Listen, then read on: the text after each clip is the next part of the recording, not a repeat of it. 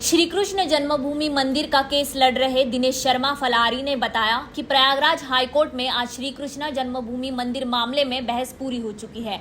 हिंदू पक्ष और मुस्लिम पक्ष की सभी अधिवक्ताओं के मध्य में बहस पूरी हुई।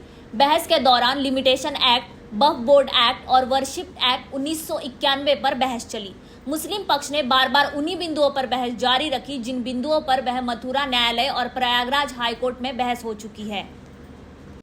आज श्री कृष्ण जन्म स्थान से ईदगाह मस्जिद को हटाने वाले केस में माननीय प्रयागराज हाईकोर्ट में सुनवाई हुई। सूट नंबर 1 से लेकर सूट नंबर 18 तक सभी बातों पर सुनवाई पूरी हो चुकी है। मुस्लिम पक्ष द्वारा वर्शिप एक्ट 1991 में, वक्फ बोर्ड एक्ट और लिमिटेशन एक्ट पर जो सवाल उठाए उनका हिंदू पक्ष ने बिंदुवार जवाब दिया। माननीय न्यायालय में हिंदू पक्ष ने वो सभी साक्ष्य प्रस्तुत किए जो जरूरी थे।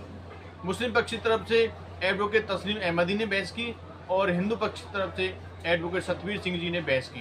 बहस के दौरान हिंदू पक्ष और मुस्लिम पक्ष के अधिवक्ताओं में लंबी बहस चली। लंबी बहस चलने के बाद में आज माननीय न्यायालय हाईकोर्ट ने फैसला रिजर्व रख लिया है।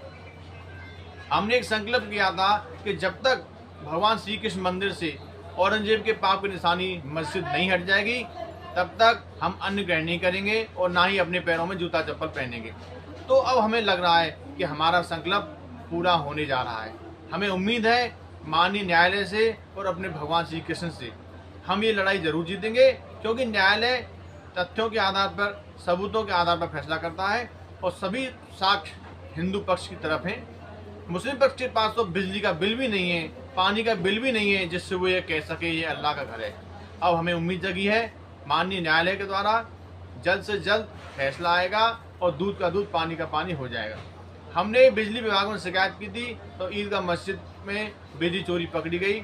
इससे ये साबित होता है कि मस्जिद वाले लोग आधारहीन हैं और वो इस प्रकार का कृत्य भी कर सकते हैं। उनके मुगल शासकों ने हमारे भगवान श्री कृष्ण के मंदिर पर अवैध कब्जा करके यह विवादित ढांचा बनाया था। यह संपूर्ण विश्व जानता है कि भगवान कृष्ण का जन्म मथुरा में हुआ था और जन्म स्थान को बदला नहीं जा सकता। हिंदू पक्ष की तरफ से एडवोकेट सतवीर सिंह जी ने कहा था कि माननीय न्यायालय, यहाँ भगवान श्री कृष्ण का जन्म हुआ था मथुरा में, तो उस स्थान को, उस जन्म स्थान को कैसे बदला जा सकता है, इसलिए यहाँ पर वर्शिप एक्ट लागू नहीं होता। लिमिटेशन एक्ट, वक्फ बोर्ड एक्ट पर भी हिंदू पक्ष ने अपनी दलील दी माननीय न्यायालय में, क्योंकि मुस्लिम पक्ष के पास कोई भी ऐसा तथ्य नहीं है। वो वहीं उन्हीं बिंदुओं पर बार बार बहस करता रहा जो मथुरा न्यायालय में उन्होंने की थी। हाई कोर्ट में भी बार बार उन्हीं बिंदुओं पर बहस कर रहे थे। हिंदू पक्ष ने भी हिम्मत नहीं हारी। हिंदू पक्ष ने बिंदुवार सभी तथ्यों पर दलीलें रखी और माननीय न्यायालय ने अब फैसला रिजर्व रख लिया है और आने वाले समय में बहुत जल्दी फैसला आने वाला है और दूध का दूध, पानी का पानी हो जाएगा।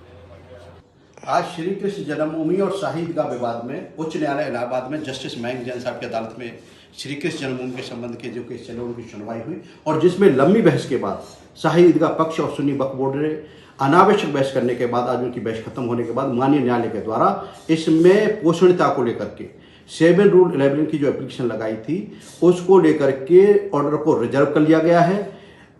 अभी इसमें जो आदेश आएगा वो पता चलेगा, लेकिन इसमें लंबी चौड़ी बहसें, अनावश्यक बहसें शाही ईदगाह पक्ष की ओर से और सुन्नी वक्फ बोर्ड की ओर से लगातार की जा रही थी, लेकिन आज बहसें उनकी खत्म हो गई हैं और अब मैं मानता हूं कि माननीय न्यायालय के द्वारा जो आज ऑर्डर रिजर्व किया गया है इसमें शीघ्र आदेश आएगा और मैं मानता हूं कि मेरा मानना है कि 7 रूल 11 की एप्लीकेशन रद्द होगी और केसों की प्रोसेस आगे बढ़ेंगी।